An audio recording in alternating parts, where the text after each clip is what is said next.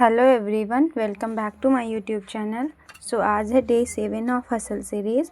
तो आज मैंने क्या पढ़ा है, आज मैं आपको वो बताने वाली हूँ। लाइक फ़िज़िक्स में मैंने सबसे पहले वेव ऑप्टिक्स के फॉर्मूलेज़ रिवाइज़ किए। एमएसटी सर के जो भी रिवीजन क्लास नोट्स थी वहीं से मैंने रिवाइज़ किए वेव ऑप्टिक्स। और उसके बाद मैंने उनका जो एक प्रैक्टिस सेशन था उसको देखा पूरा। अभी 2025 के PYQs करने बाकी है, उसको नहीं देखा क्योंकि उसको मैं पहले खुद से अटेम्प्ट करना चाहती हूँ। इसलिए मैंने पहले एमएसटी सर के प्रैक्टिस जो उन्होंने क्वेश्चन कराए, ऑल वैरायटी मतलब सारे वैरायटी उसमें कवर थे, तो मैंने उसको देखा और अब मुझे खुद से करना बाकी है।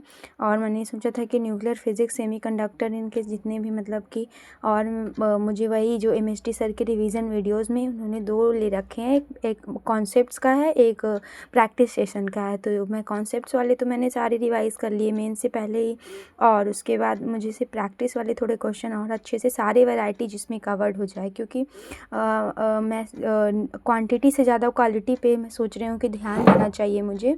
तो मुझे ये करना है। उसके अलावा मैंने फ्लूइड लिया था जो कि मैंने करा नहीं है, मैंने ऐसे ही इसको टिक कर दिया, मैंने अभी नहीं किया इसको। फ्लूइड्स का रिवीजन करना था, मैंने इसको काट दिया है। उसके बाद इसमें भी कुछ PYQ वगैरह मैं कर नहीं पाई हूँ। मैथ्स में वेक्टर 3D रिवीजन करना है। तो मैं मैथ्स में थोड़ा सा कंफ्यूज हो गई थी, तो मैंने इसको पढ़ने के बजाय स्टैट्स के PYQs कर लिए थे। स्टैट्स के जो हैं यहाँ पे 2023 के PYQs मैंने 10-15 PYQs किए। देन उसके बाद मेरा मन हुआ कि कुछ मुझे मॉक टेस्ट देना चाहिए। मैंने इसको कुछ भी नहीं कंप्लीट किया, बस मैंने ऐसे लिख लिया था कि इतना करना है, बट वही है कि मैं कर नहीं पाती हूँ, मैं ओवरलोड ज़्यादा बना लेती हूँ। सो आगे से मैं इसको ध्यान रखूँगी। तो मॉक टेस्ट मैंने दिया एक, जिसमें मेरे मार्क्स आए 118 आउट ऑफ 300। मैंने सिर्फ फिज़िक्स और केमिस्ट्री ही अटेम्प्ट करी थी, और वो मतलब ऐसे टेस्ट था, रिवाइज्ड PYQ करके है, क्विज़र पे चलता है।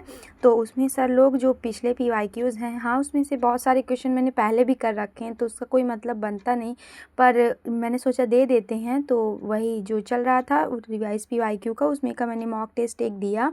और मैथ्स में मुझे 1-2 क्वेश्चन ही आते थे, तो मैंने उसको सोचा कि उसको करने के बजाय मैं फिज़िक्स केमिस्ट्री ही दूँ, और मैथ्स में मैं अभी और चैप्टर को रिवाइज़ कर लूँगी। फिर अभी मेरा मैथ्स में प्रैक्टिस बाकी है, जिसकी वजह से मैं क्वेश्चन भी अटेम्प्ट नहीं कर पाती हूँ।